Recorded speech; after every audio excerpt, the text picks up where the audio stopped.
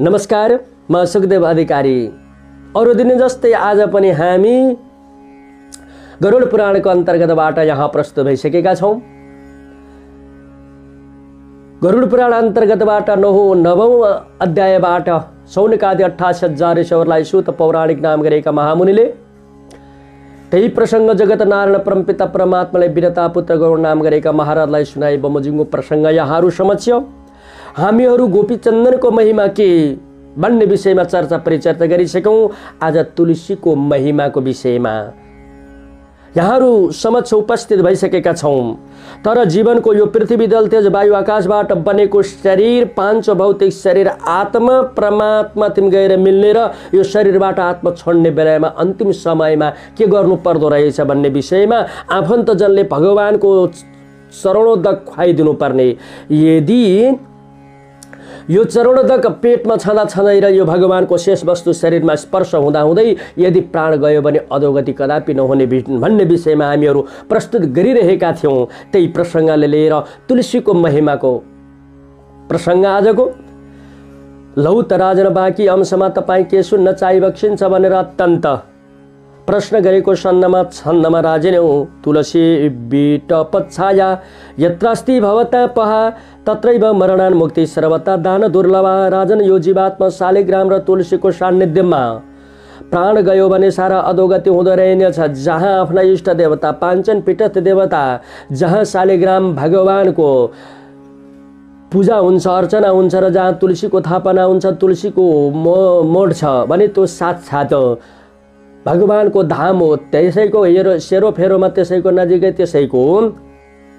त्यसैमा यदि प्राण गयो भने अधोगति हुँदैन। त्यही भएर त भगवानमा घरमा गएर भगवानको सेवा गर्नु, भगवानको थापना गर्नु, शालिग्रामको थापना गर्नु, दैनिक पूजा गर्नु, गेटमा तुलसी मयूरी लगाउनु, तुलसीलाई कहिले पनि नमार्नु, जाडामा ओडाइदिनु, गर्मीमा चाहिँ जलसल मल दिनु।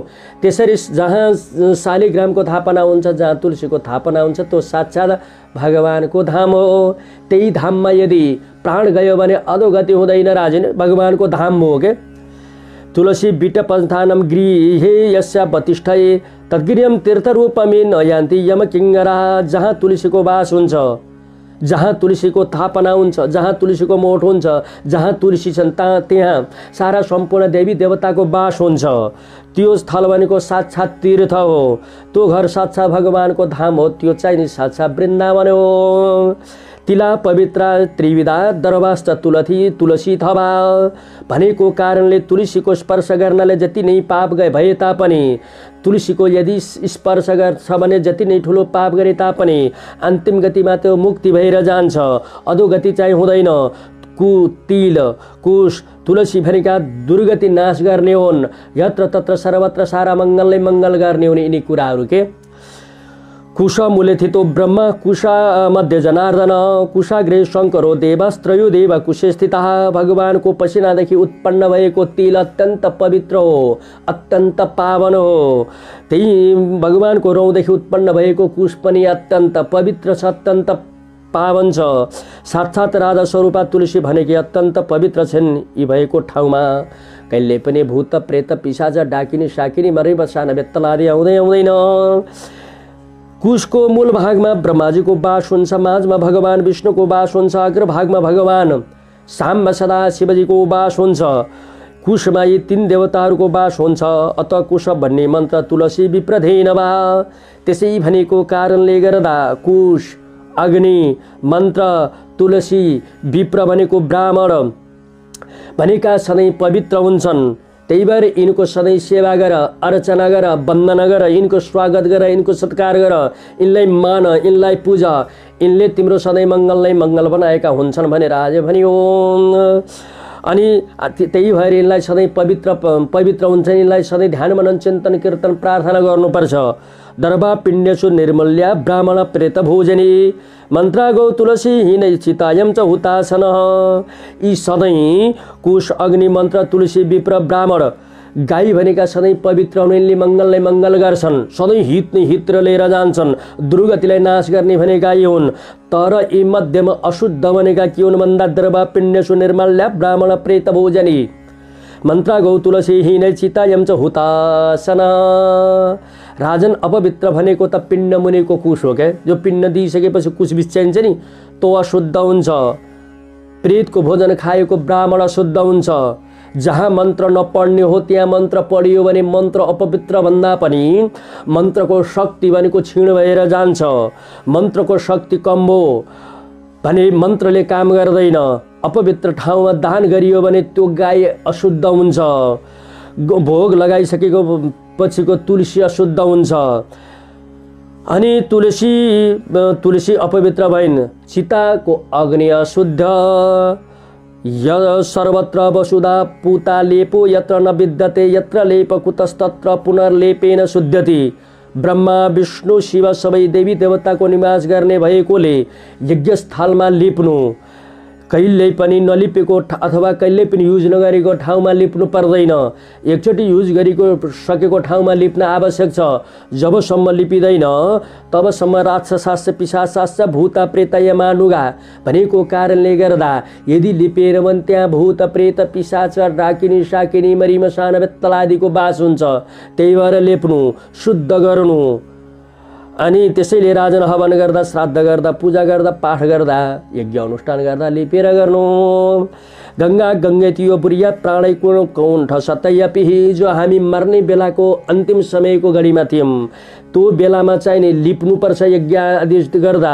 अनि चन्दन लगाउनुपर्छ तुलसीले स्पर्श गर्नुपर्छ भन्ने प्रसङ्ग थियौँ। तर अनि अन्तिम घडीमा त्यो भगवानको चरणोदक खाइसकेपछि शेष वस्तु लगाइसकेपछि अब सकेछ भने राम राम राम राम राम कृष्ण कृष्ण कृष्ण अच्युतम केशवम स्वयं मन्नु यदि भन्न सक्दैन भने अनि आफन्त जनले भगवत गीता सुनाइदिनु। भागवत सुनाइदिनु। हरि हरि शिव शिव भनेर काना पारिदिनु। अनि त्यसपछि गंगा गंगेतियो बुरिया प्राणै कुण्ठ सतै गतै अपि। मृत्यु विष्णुपुरम याति न पुनर्जायते भूमि। मर्ने बेलामा गंगा गंगा भनेर नाम लियो भने ब्रह्मलोकमा गएर शिवलोकमा गएर बस्न पाउँछ। त्यसैले अन्तिम घडीमा गंगाजीको ध्यान मनन चिन्तन कीर्तन गर्नु। अब त्यसै प्रसङ्गमा यो मुक्ति दिलाउने भनेको भागवतले हो। गोकर्ण जस्तो धुन्धुकारी जस्तो महाकाली र महापातिकालाई गोकर्ण नाम गरेका महामुनिले भागवत सुनाउँदा मुक्ति भइरहेको।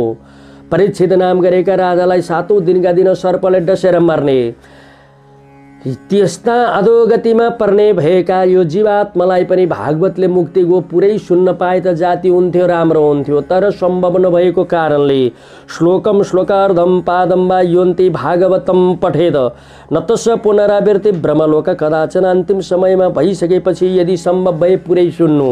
यदि सम्भव छैन भने एक अध्याय सुन्नु तो पनि सम्भव छैन भने एक श्लोक सुन्नु तो पनि सम्भव छैन भने आधा श्लोक भए पनि श्रीमद् भागवत सुन्नु। यदि श्रीमद् भागवत अन्तिम घडीमा यदि कानमा पर्छ भने सादा फर्केर आउनु नपर्ने। न तद्भाषेति सूर्य नशराङ्को न पावक यद् गत्वा न निवृतन्ति तद्धाम परमं मम। त्यस्तो परमपित परमात्माको लोकमा लोकहरूभन्दा सबै राम्रो लोक भनेको वैकुण्ठ लोकमा गएर बस्न पाउने। त्यही भएर आफन्तजनले त्यो मर्ने बोलाएको आफन्तलाई भागवतको श्रवण गराउनु। अनि त्यसै राजन सर्वसाधारण मनुष्यहरूको प्राण कहाँबाट जान्छ भन्दा कसैको आँखाबाट जान्छ, कसैको कानबाट जान्छ, कसैको नाकबाट, कसैको मुखबाट। पापी नै रहेछ भने तल्ला द्वारदेखि जान्छ। सुयोगीहरूको ब्रह्मरन्ध्रबाट जान्छ। प्राण यसरी त्रिधा अवस्था शरीर सकृमिबीड भस्म रूपत किम कर्म क्रियते देहे क्षण विद्धम सवि शिवी नरही। मनुष्यको यौन 3 गति भएर जान्छ। मनुष्यहरूको प्राण गइसकेपछि 3 अवस्था हुन्छ। पोल्ने हो भने के हुन्छ, खरानी हुन्छ हैन। अनि फेर फ्याँक्ने हो भने विष्टा हुन्छ। कुकुर आदिले खान्छ त्यो खाएर उता विष्टा हुन्छ। यदि त्यो जीवात्मा यो शरीरलाई पुर्यो भने किरा हुन्छ। पांच भौतिक शरीर भनेको पृथ्वी जल तेज वायु आकाशबाट बनेको शरीर। पृथ्वीको अंश पृथ्वीमा, जलको अंश जलमा, वायुको अंश वायुमा, आकाशको अंश आकाशमा गएर लिप्त हुन्छ। राजन आत्मा नित्य छ। यो जीव चाहिँ इन्द्रियले युक्त भएको शब्द विषय काम क्रोध लोभ मोह वासना राग तृष्णा आदिले युक्त भएको शरीर कर्मको कोष हो। हामीहरूले पुरानो कपडा चेतेर नयाँ लुगा लगाउँदा चाहिँ यो नयाँ बसिरहेको घर पुरानो भएर नयाँ घरमा सर्दा चाहिँ आत्मा अमर छ। आत्माले घर फेरेको कपडा फेर्दा चाहिँ आत्माले पनि शरीर फेरेको, आत्मा अमर छ, आत्मा मर्दा पनि मर्दैन, जन्मिँदा पनि जन्मिँदैन भनेर गरुड नाम गरेका महाराजलाई बताउनु भयो। यसरी अन्तिम घडीको महिमा के गर्नु पर्दो रहेछ भन्ने विषयमा सारा चर्चा परिचर्चा गर्दै गर्दै आउँदा महाराज मलाई एउटा शङ्का पर्यो। गोपी चन्दनको स्पर्शले मुक्ति हुँदो रहेछ।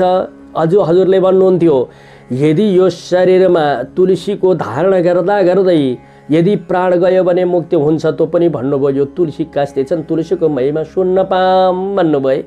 अब यहाँ समस्या तुलसीको महिमा, तुलसीको माला जपिन्छ, तुलसी लगाएर भोग व्यञ्जनहरू बनाएर तुलसी छोडिन्छ, घरको अगाडि तुलसीको मोठ लगाइन्छ, मरिसकेपछि तुलसीका डाँडसहित अरू दाउराले जलाइन्छ। तुलसीको महिमा के छ यो सुन्न पाम भन्नुभयो। यहाँहरू समक्ष तुलसीको महिमा म प्रस्तुत गर्न लागे। यो प्रेतखण्डबाट सारोद्धारबाट श्री गरुड पुराण अन्तर्गत 9औं अध्यायमा जीवनको अन्तिम घडीमा तुलसीको महिमा यहाँहरू समक्ष लौ त राजन बाँकी अंशमा तपाईँ के सुन्न चाहि बक्सिन्छ भनेर सोधेको खण्डमा राजन हजुरकी प्रिया हुन् ती तुलसी कल्याणी हुन्, हजुरकी प्रिया हुन्, तुलसीको महिमा त्यस्तो कल्याण गर्ने खालकी तुलसीको महिमा सुन्न पाम भनेर सोधेको खण्डमा राजन यो संसारमा जति पनि वनस्पतिहरू छन् ती वनस्पतिहरूमा सर्वश्रेष्ठ भनेकी तुलसी हुन्।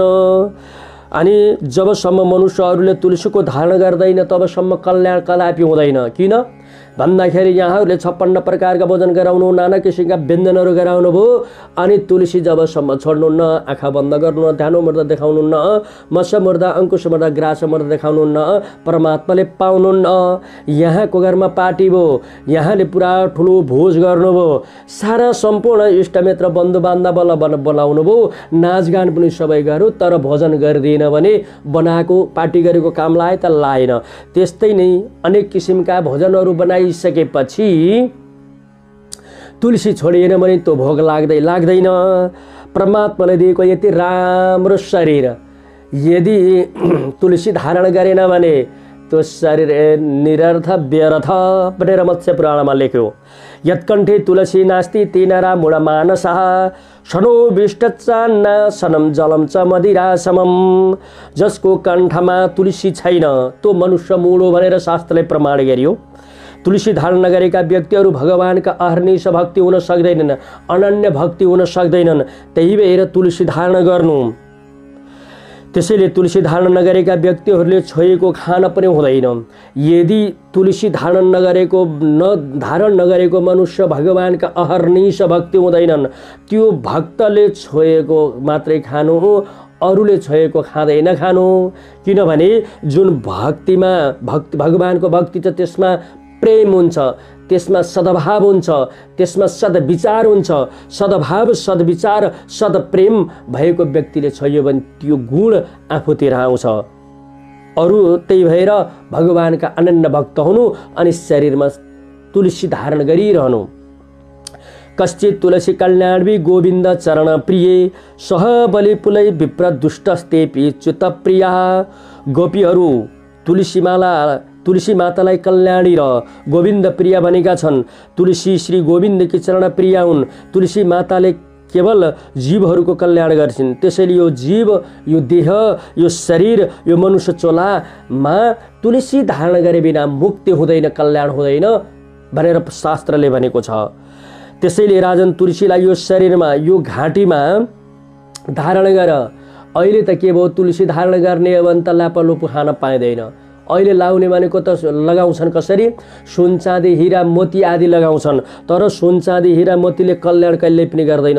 उल्टै अहम्भाव आउँछ, घमण्ड आउँछ, शत्रु लाग्छन्, चोर आदुले ज्यान जाने सम्भावना हुन्छ। करू नाम गरेको जति नै महँगो हिरा लगाए पनि तर त्यसले मुक्ति चाहिँ दिँदैन। तर मुक्ति दिने भनेको त तुलसीले दिने हो। यदि यो शरीरमा तुलसीको एक दाना पनि धारण गरियो भने तुलसीले को धारण स्पर्श गर्दा गर्दै यदि प्राण गयो भने यमलोकमा जानु पर्दैन, नरकको बास हुनु पर्दैन, मुक्ति भएर जान्छ। त्यस्तो कल्याण गर्ने, त्यस्तो मुक्ति हुने तुलसीलाई अहिले कसैले पनि धारण गरेको छैन। तर सुन नलगाउनु, हिरा नलगाउनु, मोती आदि नलगाउनु भने होइन, तर साथमा तुलसी पनि लगाउनु। तुलसीले कल्याण गर्छ। त्यसैले हे राजन तुलसीलाई यत्र तत्र सर्वत्र सदा सर्वत्र धारण गर्य।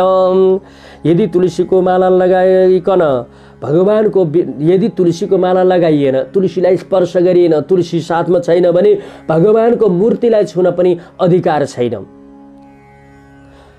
भगवानको सेवा गर्ने पनि अधिकार छैन। पहिला भगवानको भक्त हुन, भगवानको सेवा हुन, भगवानको पुजारी हुन, भगवानलाई खुसी पार्न भगवान जस्तै बन्न पर्यो। यो जब आँखाले देखिँदैन त्यो माला कण्ठी भयो। जब माला दुई किसिमका हुन्छन्, एउटा यस्तो माला, एउटा यस्तो कण्ठी माला। यदि कण्ठी माला त असली अनि त्यो कहिल्यै पनि अशुद्ध हुँदैन, आशोज पर्दैन। यदि देखिने माला लाग्यो भने त्यो आशोज पर्छ, त्यसलाई खोल्नुपर्छ। ये कण्ठ तुलसी नलिला क्षमाला यो वै ललाट पटले लसदोग्ध पुद्रा यो बाहुमूल परिचिन्तन क्रू शङ्ख चक्रा ते वैष्णवा भूव मातु पवित्र यान्ति। जस्तो प्रकारबाट तुलसीको माला लगाउँदा घाँटीमा चिप्केको हुनुपर्छ। एउटा देखिने माला, एउटा चिप्केको माला। जस्तै जनैधारीहरूले जनै लगाइसकेपछि फेरि निकाल्न हुँदा चाहिँ भगवानका अनन्य भक्तहरूले वैष्णवहरूले कण्ठी धारण गरेपछि निकाल्ने हुँदैन। जस्तो प्रकारबाट सानो बच्चा छ, त्यो सानो बच्चा बिस्तरामा थियो, त्यही दिशा गर्यो, त्यही पिसाब गर्यो, त्यो लथालिङ्ग बनायो, बङबङ त्यो गनायो, छुन नहुने खालको भयो। सबैले हेरे दिशा गरेर रहेछ, पिसाब गरेर रहेछ भने नदेख्दै गरे।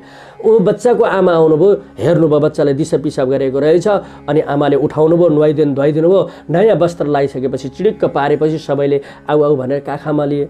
त्यस्तै प्रकारले हामीहरूले पनि अविद्या रूपी मायाको किचडमा परेका छौँ। यो जीवात्मा भगवानको काखमा, भगवानको गोदीमा लाने लायकका छैनौँ। केले काम गर्दा लोभ मोह मद मात्सर्य अहङ्कारले गर्दा भगवानको गोदीमा जाने लायकका पनि छैनौँ। यदि भगवानको काखमा, भगवानको सान्निध्यमा जान चाहन्छौँ भने तुलसी कण्ठी घाँटीमा लगाउनुपर्छ। जब तुलसी माला लगाइसकेपछि त्यो तुलसीको प्रभावले गर्दा यो जीव अत्यन्त निर्मल हुन्छ। यो जीवलाई तुलसीले निर्मल बनाउँछ, पवित्र बनाउँछ, शुद्ध बनाउँछ जीवलाई। अनि भगवानको सान्निध्यतामा, भगवानको कोखमा, भगवानको काखमा अनि अथवा जाने योग्य बनाइदिन्छ। जब तुलसीको कण्ठी लगाउँदा यो मालालाई बेसार लगाउनुपर्छ। तुलसीको माला लगाउने निदो भयो, पहिला बेसार लगाउनु, सुगन्धित द्रव्य लगाउनु, अनि शालिग्राम भगवानलाई ठाकुरजीलाई लगेर चढाउनु। हे भगवान, हजुरलाई अर्पण गरेर म तुलसी धारण गर्दैछु भनेर तुलसी लगाउनु। जहाँ त भगवानलाई अर्पण गरिसकेपछि तुलसी बेसारहरू लगाएर, सुगन्धी लगाएर भगवानलाई अर्पण गरिसकेपछि तुलसी र शालिग्रामको विवाह भयो। त्यही तुलसी र शालिग्रामको विवाह भएकी ती राधा स्वरूपा ती कल्याणी घाँटीमा लगाइसकेपछि जहाँ तुलसी कि भगवानकी अर्धाङ्गी हुन्, जहाँ तुलसी त त्यहाँ भगवान श्रीकृष्णको वास हुन्छ। जहाँ श्रीकृष्णको वास हुन्छ त्यहाँ दुःख, दरिद्र, कष्ट, यातना, नरकको वास हुनु पर्दैन। तुलसी भएको ठाउँमा श्रीकृष्ण परमात्माको वास हुन्छ। जब शरीरमा नै श्रीकृष्ण चन्द्रको वास भएपछि यो जीवलाई कल्याण स्वतः भएर जान्छ। सन्तहरूको भाव हो यो, महापुरुषहरूको भाव हो, शास्त्रको उल्लेख हो यो। स्नान काले तु सर्वाङ्गे दुष्यन्ति तुलसी शुभा सर्वतीर्थेषु नाम भवति तेन न संशय। यदि कसैले पनि स्नान गरेको बेलामा एक दाना पनि तुलसीको स्पर्श गरेर त्यो जले नुहाउँछ भने यो पृथ्वीमा जति पनि प्रकारका तीर्थहरू छन् त्यहाँ गएर नुहाएको फल मिल्छ। यज्ञोपवीत यद्धार्या कण्ठे तुलसी मालिका क्षणार्थम तद्विहीनो विष्णु द्रोही भवेन्नर। भगवानका अनन्य भक्तहरू, वैष्णवहरू, भगवत प्रियहरू, जीवलाई गति चाहनेवालाहरू पूरा जीवन एक क्षण पनि तुलसी बिना रहन सक्दैनन्। यदि तुलसी बिना रह्यो भने त त्यो व्यक्ति जीव विष्णु द्रोही हुन्छ। त्यसैले राजन शरीरबाट तुलसी हटाउनु कहिल्यै पनि हुँदैन। तुलसीको त्यस्तो महिमा छ। न शौचम विद्यते तस्या यतस्या ब्रह्मरूपिणी। तुलसीमा कहिल्यै पनि आशौच लाग्दैन, किनकि तुलसी साक्षात् ब्रह्म परमात्मा राधा स्वरूपा हुन्, साक्षात् कृष्ण स्वरूपा हुन्, कृष्णका अर्धाङ्गी हुन्। जहाँ कृष्ण, त्यही भएर त्यसलाई आशोच कहिले पनि लाग्दैन। राजन यो पाञ्च भौतिक शरीरमा तुलसीले स्पर्श गरिरह्यो भने, मार्ने बेला स्पर्श भयो भने मुखमा, हातमा अनि शरीरमा राखेर जलायो भने त्यो सिधै वैकुण्ठ धाम जान्छ। शरीरम दयते तेषां तुलसी काष्ठबन्निना न तेषां पुनरावृत्ति विष्णुलोक गच्छत। जहाँ तुलसीको वृक्ष छ, जहाँ तुलसीको छाया छ, तहाँ सारा देवी देवताहरूको वास हुन्छ। तीर्थमय हुन्छ। त्यही तीर्थमय स्थानमा गएर भगवानहरूलाई पूजा र पाठ पितृलाई अर्पण तर्पण गरियो भने मुक्ति भएर जान्छन्। सर्वाङ्गे हरिचन्दनम सुललितम कण्ठे च मुक्तावली। हरिचन्दन भनेको तुलसीको काष्ठ श्रीखण्ड चन्दनमा लेपन गरेर भगवानलाई पुरा अर्पण गरियो भने भगवान अत्यन्त प्रसन्न हुनुहुन्छ, सर्वस्व दिनुहुन्छ। भगवानले अनन्य भगवानले भगवानको कृपा भयो भने त सबै कुरा परिपूर्ण भयो। श्रवणम कीर्तनम विष्णु स्मरणम पाद सेवनम अर्चनम वन्दनम सख्य निवेदनम। भगवान कृष्णको नवदा भक्ति हुँदै तिमी राधाको पनि तुलसीको पनि नवदा भक्ति छ। राधा रानीले तुलसी सखीहरूको साथमा मिलेर तुलसीको उपासना गर्दा रासबिहारी भगवानलाई पाउनु भएको थियो। त्यसैले राजन हामीहरूले पनि तुलसी महारानीको सङ्गत गऱ्यौँ भने कृष्णचन्द्र परमात्माले राधालाई कृपा गर्दा चाहिँ हामीहरूलाई पनि कृपा गर्नुहुन्छ। राधाको सान्निध्य आउँदा चाहिँ हामीहरू सान्निध्य पनि कृष्ण आउनुहुन्छ, हाम्रो कल्याण र पितृको उद्धार गर्नुहुन्छ।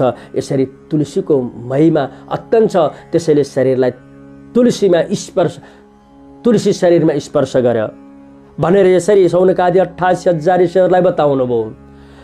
तुलसीको माला धारण गर्नाले र तुलसीको स्पर्श गर्नाले कुन मुक्ति हुँदो रहेछ, कस्तो हुँदो रहेछ, यो पनि सुन्न पाउनु त भनेर च्याट्ट प्रश्न गरेको बेलामा लौ त राजन यो विषयमा तिमीलाई म धन्न नमन बनाऊ सारा भनेर जानेछु। यो तुलसीको मार्ने बेलामा एउटा स्पर्श भयो भने मुक्ति हुन्छ। एउटा शहरमा एकजना बुढा व्यापारी एउटा वृद्ध बाबा हुनुहुन्थ्यो 80 वर्षको। घुम्दै घुम्दै वल्लो घर गाउँदेखि पल्लो घर जाँदा हुँदो रहेछ उताबाट चाहिँ नि पुरा चावडा महापुरुष आएका महापुरुषहरू आएका यमराजका पार्षदहरू। बाबाले देख्नु अत्यन्त आश्चर्य मान्नु, बाबा कहाँ हिँड्नुभयो भनेर सोध्नुभयो। तपाईँको गाउँ पल्लो गाउँमा भने ए लौ न कसलाई कसको निमित्त मिति पुग्यो भनेर सोध्नुभयो। अरू कोही पनि होइन बाबा, त्यो गाडा चढेर आएको मान्छे छ नि त्यसको हो भन्यो। त्यो त हृष्ट छ पुष्ट छ बलियो छ, 40 वर्ष काटेको छैन, त्यसलाई किन लानु भन्दा। अनि यसको आयो टप्प टिपी लग्यो मिति पुग्यो, टारेर टर्दैन त्यो मिति पुग्यो, यसलाई त लिएर जाने हो भन्नुभयो। कसरी भन्दा त्यो गाडा आउँछ खाल्टामा पर्छ अनि त्यो गाडा पल्टिन्छ, त्यसैले चेपेर मर्छ भने। अनि बाबा अलि पर जानुभयो, रुखसित छेकेर हेर्नुभयो, हेरेर त्यही खाल्टामा आयो, गाडा पल्ट्यो, त्यसैले चेपेर मर्यो। त्यसपछि अब यमराजका पार्षद लिन भनेर आएका अनि त्यो लिएर निराश भएर फर्के। बाबालाई आश्चर्य लागेछ, गएर फर्किन थाल्नुभयो। ए महाराज तपाईँले त फलाना लिएर आउनु भन्नुभएको थियो, जस्तो भन्नुहुन्थ्यो त्यस्तै भए लिएर जानु भन्दा हामीले लान पाइएन। किन भन्दा त्यहाँबाट त्यसको मिति यसरी थियो, तर कसैले त्यो मार्ने बेलामा त्यहाँ कसैले तुलसी फ्याँकेको रहेछ, त्यो गाडा मुनि त्यो तुलसीको स्पर्श भएको कारण त्यसलाई यमलोकले लिएर जान पाइन, त्यसको त मुक्ति भयो भन्नुभयो। अनि त्यसपछि निराश भएर ती यमका पार्षदहरू गए। बाबा अरू कसैलाई सुस्त जब यस्तै प्रकारबाट मरिसकेपछि यमदूतहरू नजिकै गए, जाँदा निराश भएर फर्केका यमदूतहरू निराश भएको देखेर बाबाले यमदूतहरू नजिक गएर सारा प्रश्न गर्नुभयो। अनि सारा यसरी यमका पार्षदहरूले बताइसकेपछि तुलसीको अन्तिम घडीमा स्पर्श हुँदा त्यो व्यापारीको मृत्यु भएको पनि, तर यमलोक नगएर वैकुण्ठ लोकमा गयो, स्वर्गमा गयो। हामीहरूले ल्याउन पाएनौँ भने यसरी निराश गरेका थिए। यसै प्रकारले राजन यो पाञ्चभौतिक शरीरमा तुलसीको स्पर्श भइरह्यो भने, तुलसीको स्पर्श भयो भने, हुँदाहुँदै प्राण गयो भने नरकको बास हुनु पर्दो रहेछ। त्यस्तो अत्यन्त तुलसीको महिमा छ।